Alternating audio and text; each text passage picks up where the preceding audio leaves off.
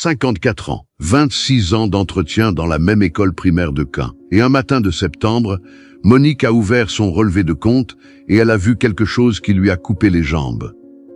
Pas un découvert, pas une facture impayée, quelque chose de bien plus silencieux que ça. Elle avait 237 € sur son compte courant. Et pour la première fois de sa vie, elle était seule, vraiment seule. Les enfants partis, le divorce prononcé depuis 18 mois. Et cette somme-là, ces 237 €, représentait exactement ce qu'elle avait à elle après 26 ans de vie active. 237 €. Mais ce n'est pas ça qui l'a arrêté net, debout dans sa cuisine, le relevé à la main. Ce qui l'a arrêté, c'est autre chose. C'est une chose qu'elle avait vue, sans vraiment la regarder, depuis des années. Une chose que les femmes autour d'elle faisaient en silence, sans en parler, sans se vanter, sans s'expliquer. 8 règles, 8 façons de faire que Monique avait observées chez les femmes de plus de 50 ans dans sa vie, et qu'elle n'avait jamais comprises jusqu'à ce matin de septembre, jusqu'à ce qu'elle tienne ce relevé entre ses mains. Je vais vous les donner, les 8, entières, avant la fin de cette vidéo. Mais d'abord, je veux vous poser cette question. Est-ce que vous avez l'impression que vous travaillez depuis des années et que vous n'avez rien à montrer qui soit vraiment à vous?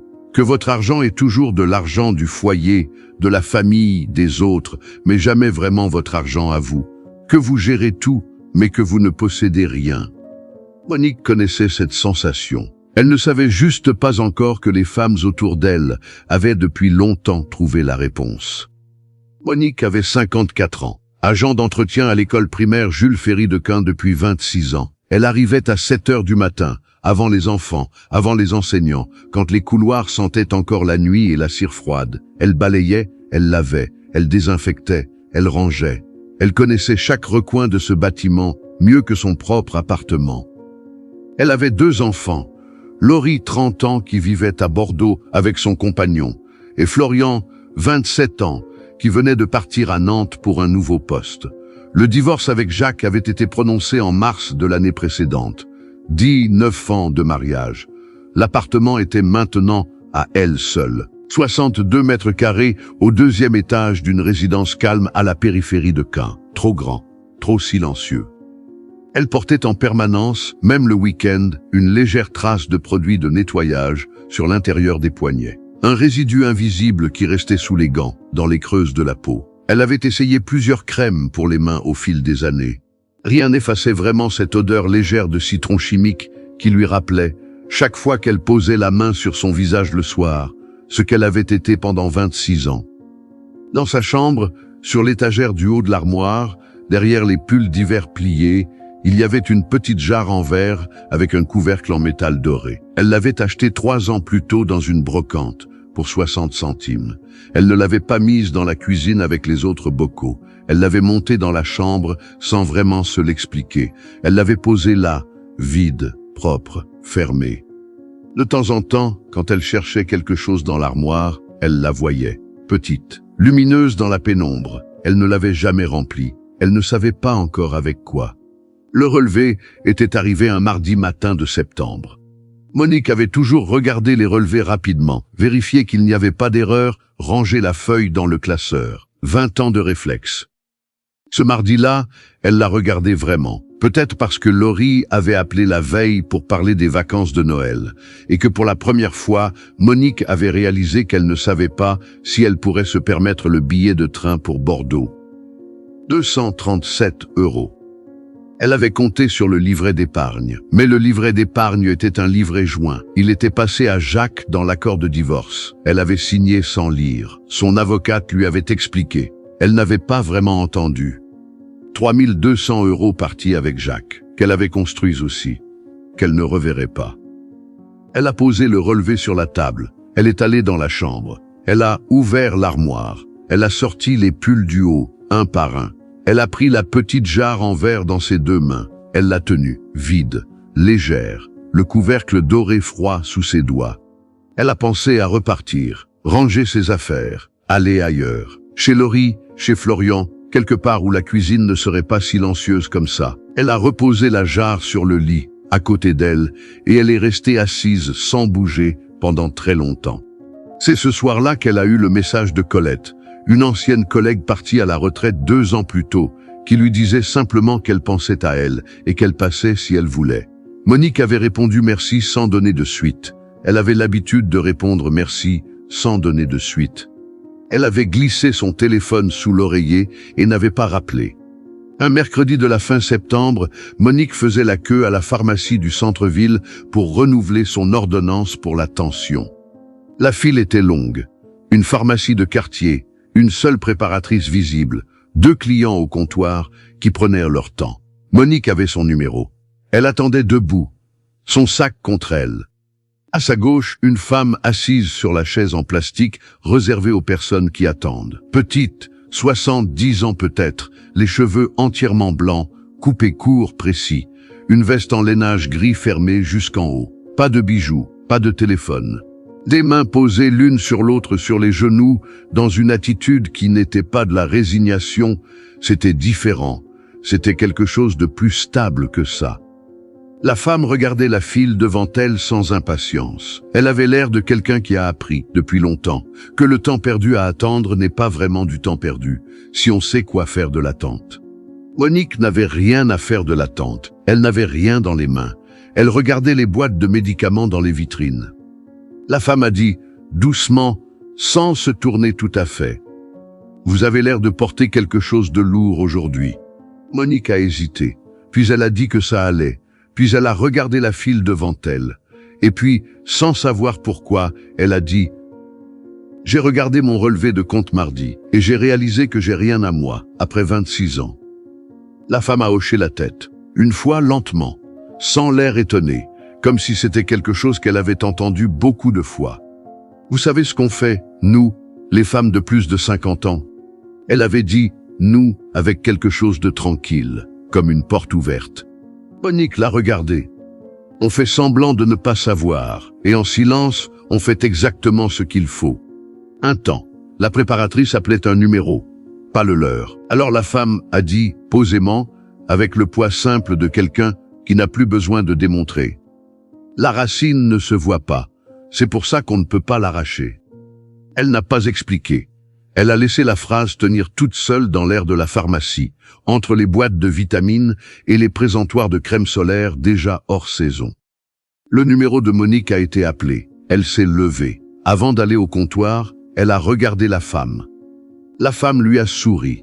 Un sourire de quelqu'un qui sait que la phrase a trouvé sa place. Monique a récupéré son ordonnance. Quand elle s'est retournée, la chaise était vide.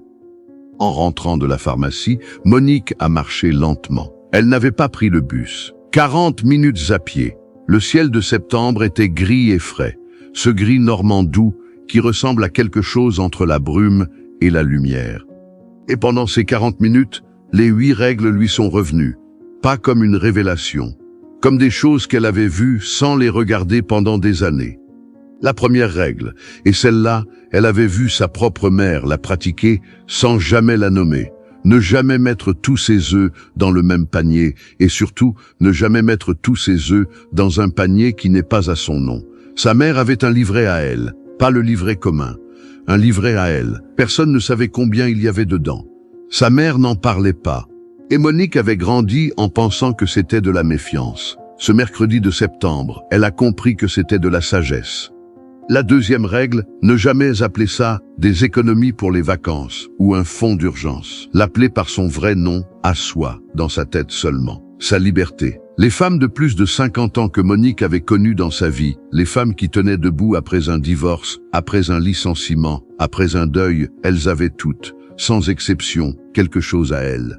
Quelque chose qu'elles n'avaient jamais partagé parce qu'elles savaient, sans que personne le leur ait dit, que certaines choses doivent rester enracinées pour tenir.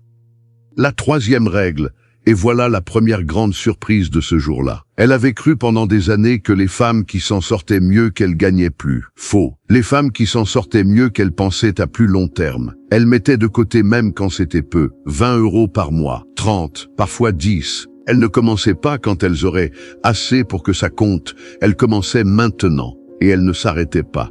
La régularité avait plus de valeur que le montant. Toujours.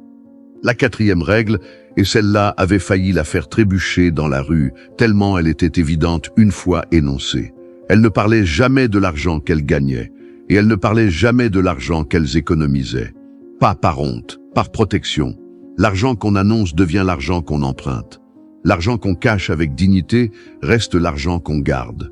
Ce silence-là n'était pas de la dissimulation, c'était de la clarté. La 5e règle, et Monique se souvenait précisément de la femme qui le lui avait appris sans le savoir. Sa voisine Paulette, 62 ans, qui avait refusé de cosigner le crédit de sa fille sans même s'excuser. Juste, non, je ne cosigne pas. La fille avait été blessée.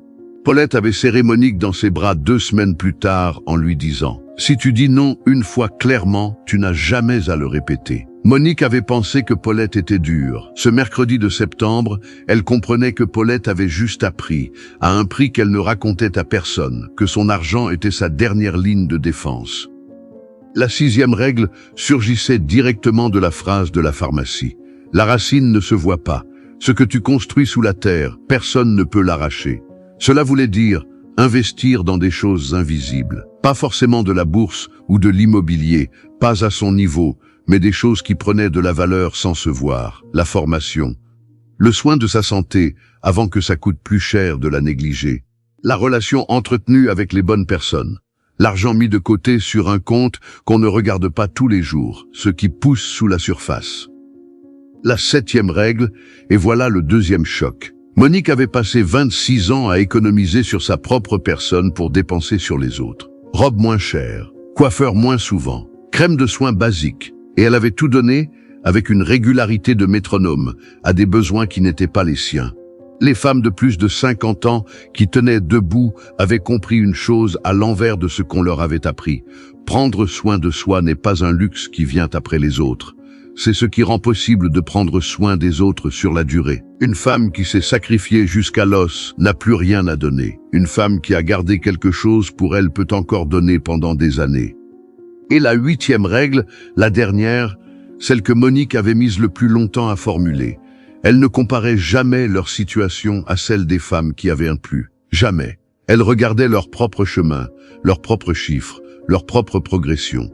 Cette semaine, 237 €. La semaine suivante, 250.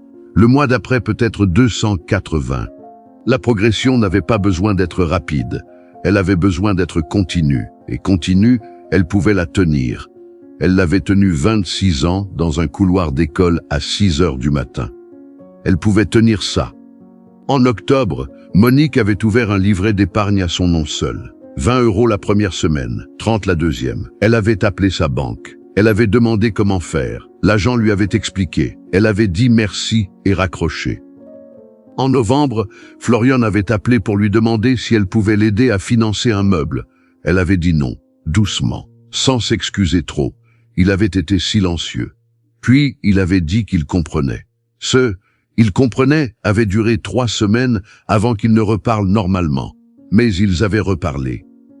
En décembre, elle avait acheté son billet de train pour Bordeaux elle-même, sans vérifier son compte avec angoisse avant de cliquer. Elle avait cliqué. Le billet était à 185 €. Elle avait 185 € pour ça. Une chose avait changé dans la façon dont elle allait chercher ses médicaments le mercredi. Elle s'asseyait quelquefois sur la chaise de la pharmacie, même si elle n'en avait pas besoin. Elle attendait. Elle regardait les gens dans la file. Elle ne cherchait pas la vieille femme aux cheveux blancs, mais elle la cherchait quand même un peu. C'était un mardi de février. Monique était dans la salle des enseignants de l'école. Elle nettoyait après la pause du déjeuner quand elle a entendu dans le couloir une voix qu'elle connaissait. Stéphanie, 38 ans, enseignante depuis 4 ans. Stéphanie qui parlait fort normalement, qui entrait dans une pièce en remplissant l'espace, qui avait toujours une réponse pour tout. Stéphanie pleurait dans le couloir, le téléphone contre l'oreille, une main sur le mur pour tenir. Monique a posé son balai. Elle a attendu. Quand Stéphanie a raccroché et s'est retournée, elle a vu Monique. Elle a eu l'air embarrassée d'avoir été vue. Monique n'a pas regardé ailleurs. Elle a dit simplement « ça va aller ». Stéphanie a secoué la tête. « Mon ex a pris tous les comptes. On s'est séparés en décembre. Je sais pas comment je vais tenir. » Monique l'a regardée. Une longue seconde. Elle a dit « Vous avez un compte à votre nom ». Stéphanie a hésité. « Ouvrez-en un, ce soir, 20 €, même 10. » Un silence. C'est pas grand-chose. Monique a dit « La racine ne se voit pas. C'est pour ça qu'on ne peut pas l'arracher. » Stéphanie l'a regardé avec un air de ne pas savoir si c'était une métaphore ou un conseil pratique. Les deux. C'était les deux. Monique a repris son balai, puis elle s'est arrêtée. Attendez. Elle est allée dans le vestiaire du personnel. Elle a ouvert son sac. Au fond, enveloppé dans un Kleenex plié, il y avait la petite jarre en verre avec son couvercle doré. Elle l'avait commencé à porter avec elle depuis janvier, pas tous les jours, mais souvent. Dedans, plié en petits, quelques billets, 50 € au total, pas plus. Mais là, réel, dans le verre, visible quand on regardait. Elle l'a sorti, elle l'a tenu dans sa paume et elle est revenue dans le couloir. Regardez ça. Stéphanie a regardé la petite jarre. 60 centimes dans une brocante, vide pendant 3 ans. Et depuis janvier, je la remplis. Pas vite, mais je la remplis. Stéphanie avait les yeux sur la jarre. Le soleil de l'après-midi entrait par la fenêtre au bout du couloir et traversait le verre, dorait le contenu. La règle, c'est de commencer. Pas d'attendre d'avoir assez pour que ça compte. Commencer avec ce qu'on a. Stéphanie a dit tout doucement, et ça marche. Monique a regardé la jarre dans sa main. Je suis parti à Bordeaux en décembre, sans regarder mon compte avant d'acheter le billet. Ce n'était pas grand-chose à dire, mais pour quelqu'un qui avait vécu 26 ans, à vérifier chaque centime avant chaque décision, c'était tout. Alors voilà ce que je vous demande de vous demander, maintenant là, avant de fermer cette vidéo. Est-ce que vous avez quelque chose à votre nom? Un compte, un livret, une jarre, une enveloppe, quelque chose à votre nom, dans lequel vous mettez quelque chose régulièrement, même très peu, même 10 €, même 5. Quelque chose qui n'est pas le compte du foyer, pas le fonds d'urgence de la famille. Votre chose, votre racine, invisible, impossible à arracher parce qu'on ne la voit pas. Les femmes de plus de 50 ans qui tiennent debout ne tiennent pas parce qu'elles ont gagné plus. Elles tiennent parce qu'elles ont construit quelque chose en silence, sans attendre la permission, sans annoncer ce qu'elles faisaient, sans comparer leur jarre à la jarre des autres. Vous pouvez commencer ce soir, pas demain, ce soir. Un compte, 20 €, un bocal en verre sur l'étagère si vous préférez voir les billets et les pièces. Un carnet où vous écrivez chaque semaine ce que vous avez mis de côté. La forme ne compte pas, l'acte compte. Et venez me le dire ici. Écrivez jour 1 en commentaire et dites-moi une chose, qu'est-ce que vous allez mettre de côté aujourd'hui, juste pour vous, pas pour les enfants, pas pour les vacances de la famille, pour vous. Je lis chaque commentaire, vraiment chaque commentaire. Et si vous avez une amie, une sœur, une collègue qui traverse une séparation, qui recommence à zéro, qui regarde son relevé avec cette impression dans la poitrine que 20, 30 ans de travail n'ont rien laissé à son nom, partagez cette vidéo avec elle. Peut-être qu'elle attend juste de savoir que commencer avec 10 €, c'est déjà commencé. À bientôt.